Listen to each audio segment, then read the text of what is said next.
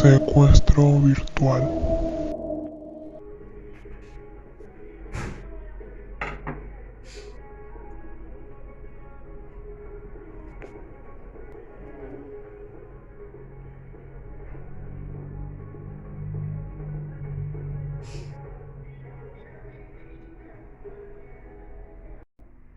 Lucía, apúrate que se te hace tarde. Ahí voy, ahí voy.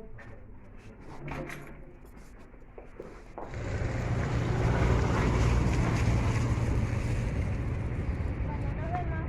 Chao, hija, que te vaya bien. Gracias.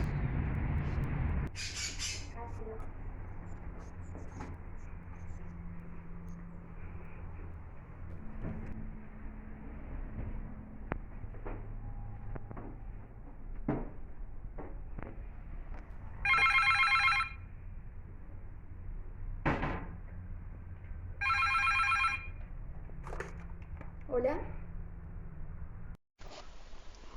Mire, señora, no importa quién habla. Lo que importa es que tenemos su hija secuestrada. Y voy a tener que hacer lo que nosotros digamos si es que le quiere volver a ver. Si es una broma, está siendo de muy mal gusto. No es ninguna broma. No es ninguna broma esta.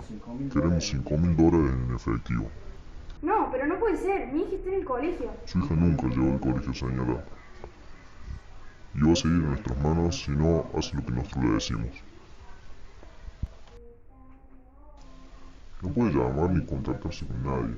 Nosotros la tenemos vigilada. No va a exigir nuestras órdenes si quiere volver a ver a su hija.